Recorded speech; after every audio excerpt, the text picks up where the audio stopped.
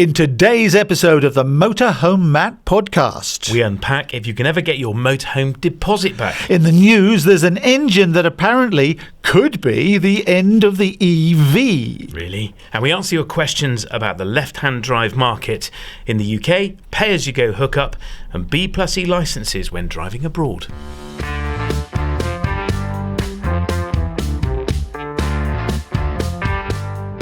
Welcome to the Motorhome Matt podcast, industry insights and expert advice for the world of motorhomes, caravans and campervans. I'm Keith Gooden. And I'm Motorhome Matt. And it's all brought to you by thatleisureshop.com. And do please remember to follow on your favourite podcast app and subscribe on YouTube, brought to you by arabasecreative.co.uk. Straight into the news, they say it's definitely the end of electric vehicles. What are they talking about, Matt? Well, apparently a 5-stroke hydrogen engine is an innovative new internal combustion engine designed to run on hydrogen fuel. Ooh. Unlike conventional 4-stroke engines that power most cars and motorhomes today, the 5-stroke engine has an extra idle stroke that allows for the injection and ignition of hydrogen directly into the cylinder. So it's being hailed as a fantastic new way to build a hydrogen engine. And the difference between electric vehicles and hydrogen is we could use petrol stations to pump hydrogen into cars rather than build loads of power stations and places to plug in electric vehicles. So this is from a trade magazine, Matt. What do you reckon? Well, who knows? I mean, is it the end of the EV? I'm not so sure. But it's interesting development, and I think, as I've said before, it's an exciting time to be alive and witness the change and evolution of how we travel around in a motorised vehicle from A to B, and the move to zero emission. That's the highlight of all of this for me. So let's see. I'm not sure it's the end of the EV, though. And whatever happens, if you're thinking of buying an EV, this probably isn't going to be on the market for, at least 5 years, maybe even 10. Probably 20. Yeah.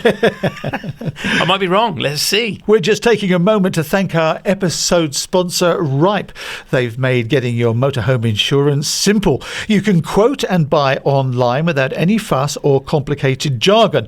They've ditched unnecessary steps and paperwork up front to try to make the process smoother for you. Then, if there's any hiccups, they simply verify with standard checks. But if you prefer a chat over the phone, their specialists are ready to answer any questions you may have at their UK call centre based in Manchester. They pick up 94% of calls within 90 seconds and handle calls on average within just 8 minutes. Ripe even bagged the Treating Customers Fairly Champion Award at the Insurance Choice Awards in 2023, voted by thousands of customers, and that's a testament to their focus on customer service. Just click the link in the episode description to customise your quote with Ripe and enjoy an automatic 25% off your premium. Or you can give them a call and just say Motorhome Matt to get 25% discount over the phone. That's Motorhome Matt, one word, to get your 25% discount over the phone. It's the Motorhome Matt podcast. I'm Keith Gooden. And I'm Motorhome Matt. And it's brought to you with thatleisureshop.com. Let's talk about the main meat of today's podcast then, Matt. I've gone along, I've seen a motorhome I want to buy, I've put my deposit down, and then I go around the corner and I find it's cheaper with another dealer, or maybe there's a big life change happened, I've lost my job. Can I go back and get my deposit? That's the question. That's a very good question. It's one I've seen a lot on Facebook particularly, where people have experienced exactly this. This episode was actually inspired by a customer who came to one of our open days and fell in love with the motorhome that we had for sale and wanted to put a deposit down to buy it, and said, but I've got a deposit on another one. I said, well, don't put a deposit on this one then. Go and see if you can get your deposit back before you do that. 3 days earlier he'd put the other deposit down, and the dealership said no, they wouldn't refund him anything. In the end, he negotiated a 50% refund, so it cost him, I think, £2,500 to make that mistake, if I can call it that, and he did go ahead and buy the motorhome then from us. But it made me think, well, what are the rules around this? So my view has always been, and it turns out to be quite unusual, I have to say, that if somebody puts a deposit down on a motorhome and we've not spent any money getting it ready for them, that we would just refund it in full if they pulled out.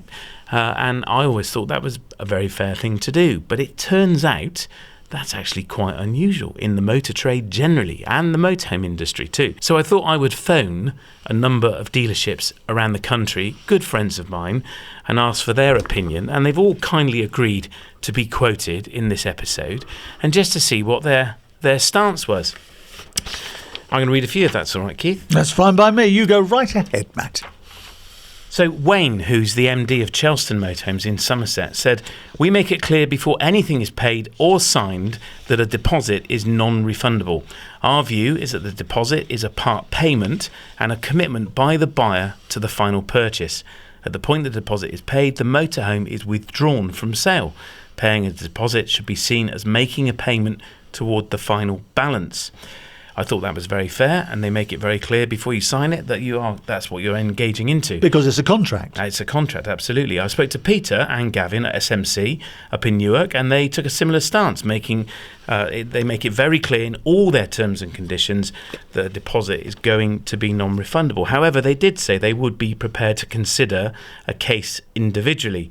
I.e. a deposit could be transferred to another vehicle, may be held for 12 months until an alternative suitable vehicle was chosen. My good friend Jason at TMC, Tottington Motor Company, makes it very clear to customers that a deposit payment is non-refundable. He did add, though, that in any extenuating circumstances, a refund would be considered on presentation of evidence to support that reason. So he quoted that he had a customer lose their job after paying a deposit, so he asked for a confirmation from the HR office, and of course the letter never came. And somebody else was diagnosed as being very unwell with a limited lifespan ahead of them, and he said, well, if you can get us a doctor's letter that confirms that, we will refund it. So I did joke with him, the only way to get money back from you then is either get fired or ill. And he did chuckle. And up the road from us, JMT Leisure, they've interestingly have increased the value of their deposit, because this was another question, is what should a deposit amount be? They used to just take £1,000. They now take typically 10%. Well, that is now typically going to be about £4,000 or £5,000 on a used motorhome. And they said too it would be non-refundable, but they would consider a refund when the vehicle was resold, less any costs, any difference in the price lost, so that would be deducted from the deposit, or a partial refund with good reason. But that's the thing, you see, when you're sitting down and you're signing that piece of paper and saying, yeah, we're putting a deposit on it, you're not just holding it so you can go out and get a better deal somewhere else, or you might go home and change your mind. You've got to be confident that you can go through with the whole contract, because I think, as you said a little bit earlier, it's a part payment. The deposit is you showing good faith that the contract that you're signing will be completed. It's not just something done on spec, is it? That's right. And also that the dealer is not going to sell it to somebody else. Precisely. Yeah, they are going to sell it to you and go through with the deal when you've paid the remaining balance. So what I wanted to try and convey with this episode is really for you, the listener and consumer, is don't be light-hearted when you're paying a deposit. You may not get it back. In fact, it's highly likely you are not going to get it back if you have a change of heart. So in the trade, we call it buyer's remorse, where the customer goes home, has a change of mind and rings up the next day, we're not sure we've made the right decision, can we have our deposit back? The answer is likely to be no. So buyer beware. Be mindful of your own actions before you pay that deposit. You are going to be seen as committing to the purchase. So don't treat it lightly. You are going to lose it if you have a change of heart. And don't be suckered in by sales talk from anybody. And I'm not suggesting that dealers that necessarily are any different to anybody else. A salesman is there to sell the vehicle. And if they go, oh, well, we've had quite a few people looking at this and all the rest of it. And then you think, well, if I don't put a deposit down, if I don't do the deal, I'm going to lose out. You have got to be clear-minded, and you have got to be absolutely sure that you want that purchase to be completed. Because as Matt says, if you put that deposit down, and if it's £4,000 or £5,000 and go back and change your mind, if the dealership wants to, they can keep it. Of course they can. And actually, you know what? The trading landscape that we're on at the moment is very different to the one a couple of years ago. So sales have slowed down, without a doubt. So a dealer is going to be far less keen for you to pull out of the purchase. Maybe 2 years ago, there might have been a queue of people wanting to buy that motorhome, and yes, possibly they could put it back on the market with a cheeky extra couple of £1,000 on it because they were going up in price. That is not happening anymore. The queues at the shop doors or the dealership doors are not there in the way they were a few years ago, and prices are not climbing in the way they were. So a dealership is going to be very reluctant to willingly just refund you, pull out and try and sell it again, because it could take them 3 to 6 months to sell it again. The other consideration as well is the time of year. So we're recording this in April. There's likely, if there is going to be some negotiation to get the deposit back, it's probably going to be easier for you to do that at this time of the year, at the beginning of the season, because the dealership knows they've got several months of the season left, 6-7 months left, in order to try and sell that motorhome again. If you're pulling out of a purchase in October, November, they're probably going to be sat on that until February, March, April, until customers reappear. So just be very mindful too of the time of year. And when it comes to buying vehicles, there is a little wrinkle in this one, which is in recent years we have seen, haven't we, these companies which will sell you a car and then they'll deliver it to your home, and all they want you to do is pay for it. And they say you've got 14 days to keep the car if you like it. Actually, what they're quoting is the law. If you distance buy, i.e. you don't go down to a forecourt and don't buy it from a forecourt, if you buy it online or down the phone, you are legally entitled to a 14-day what's known as cooling off period. Correct. That doesn't apply on the forecourt, does it? No. So if you walk into a business and sign the order there and pay the deposit there, you are on-site selling. Distance selling is when you're doing it over the phone or online. It's worth noting as well that when, as an industry, we go to an exhibition hall or any event in a field somewhere in the country, there's lots of these shows around all year, will be lots of them, then the dealership will add onto their website that we are also trading at, and they'll name the show. So, for example, the big motorhome show that happens every year in the NEC in Birmingham in February and October, the dealers will all add also selling at, and that's so they are circumventing the distance selling rules and the laws that are designed to give you that 14-day cooling off period. So you're not going to get it if you buy a motorhome at a show. No, you're not on the dealership premises, you're at a show, but the dealership have stated they are selling at that show, and for that period they are considering that to be their premises and part of their business. Now, we must make clear that the dealerships, they aren't. There's no sharp practice going on here. They're running businesses. Caveat emptor, I think you mentioned earlier on. Buyer beware. You, as the buyer, have to be aware of your rights and your protections. But most of all, don't go in there thinking, I'm going to put my deposit down because that's what I want to do.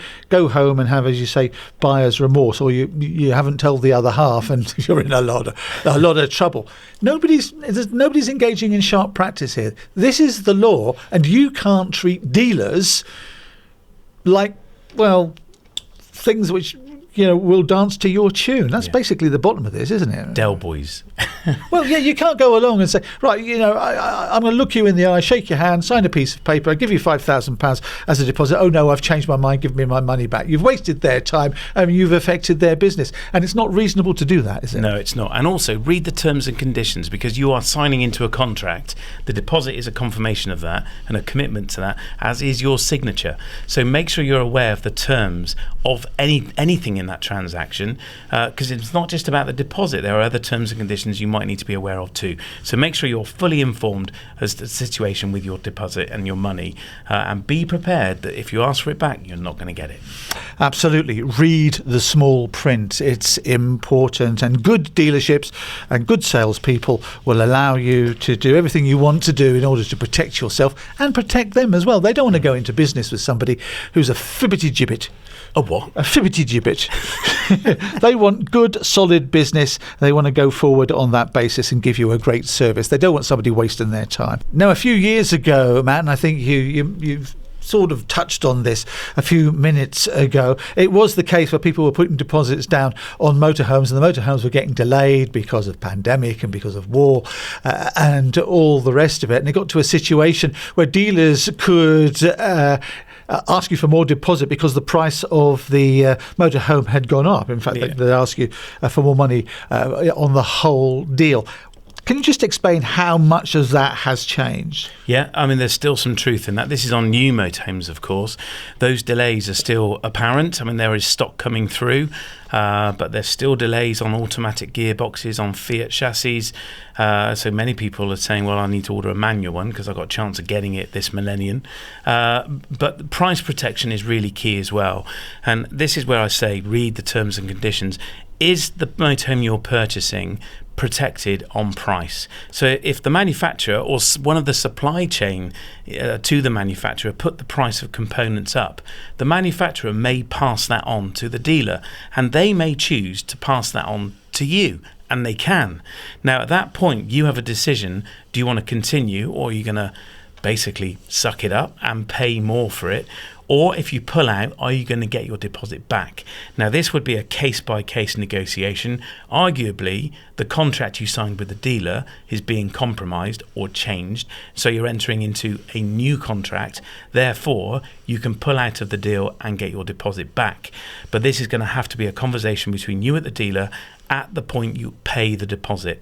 Make sure you're aware, is price protection something that's going to be presented to you on that contract? Some dealers will put a sticker on the contract, on the purchase order, that says this is price protected.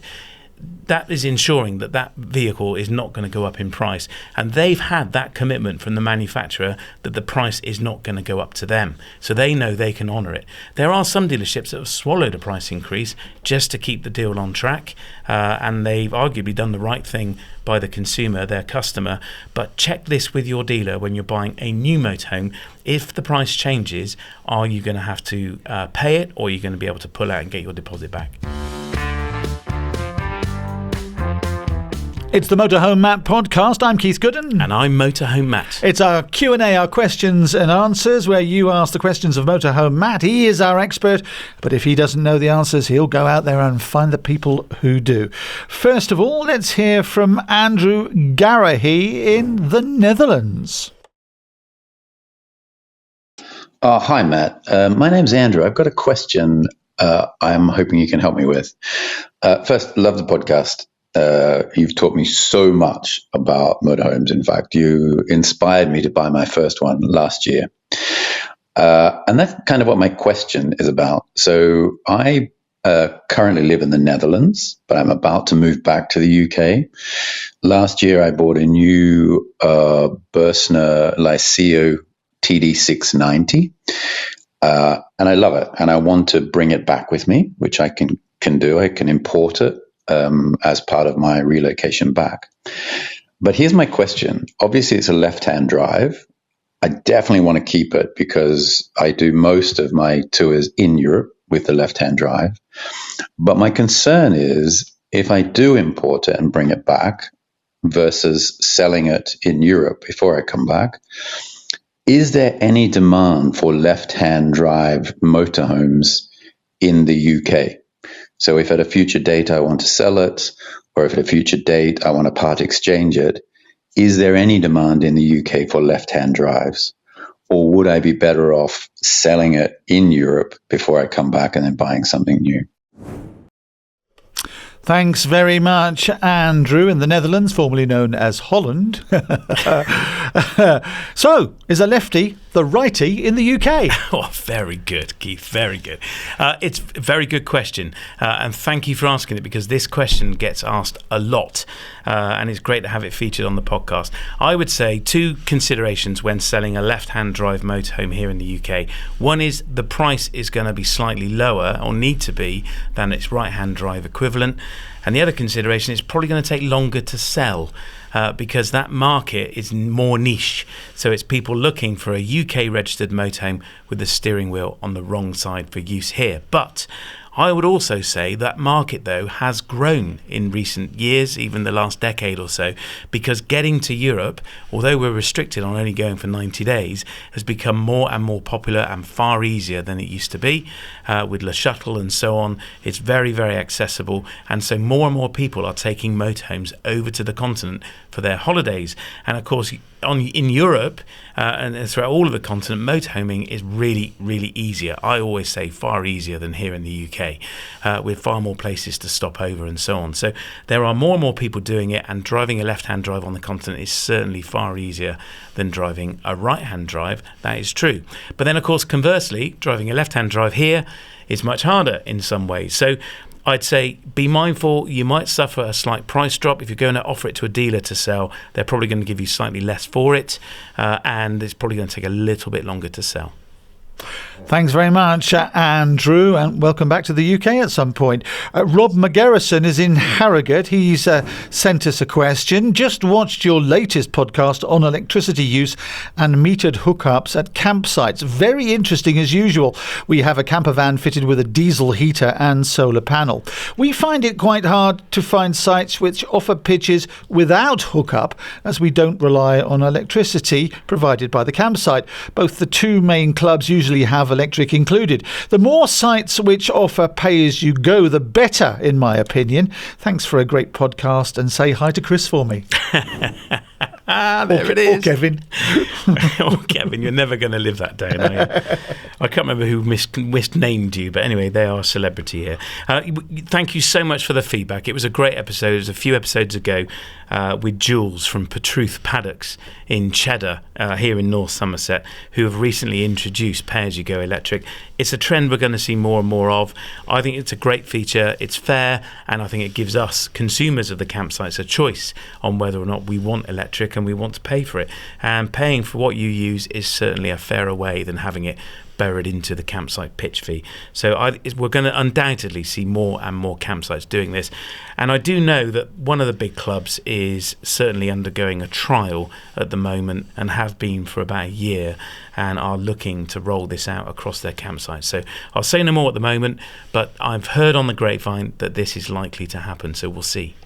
Mike Cardona's in Chertsey. Hi, Matt. On a recent episode, you and your guest appear to suggest that the B+E licence automatically issued to B-class licence holders was not recognised in Europe. This contradicts the advice given by both the UK government and the Caravan and Motorhome Club.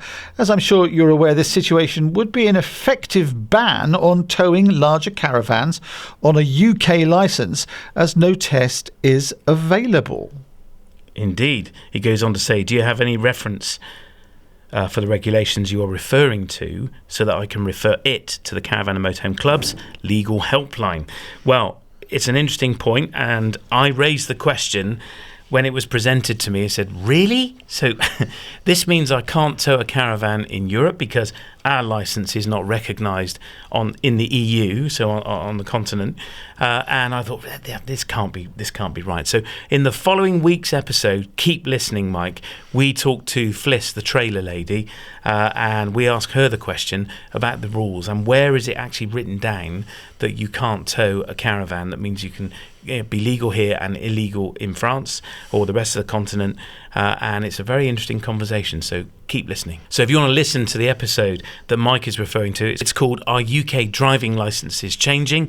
It's the 4th European Directive review of the driving licence. It's an interview with David Whitehead, and then the consecutive episode featuring Fliss on this exact point. OK then, Matt, how do people get in touch? Really easy, and please do go to mhmp.info/Ask Matt. Click the orange button and record your question. Please tell us where in the world you are, or fill out the form and we'll read the question for you. That's mhmp.info/Ask Matt. You can subscribe on YouTube as well. Yep, click subscribe, remember to hit the bell, and our YouTube channel is sponsored by arabasecreative.co.uk. And it would only be fair if you did a share. How do people do that then, Matt? Be fair and share. Yeah. Just tell a friend about it. Send them a link. Invite someone to listen. They might find it entertaining and informative too.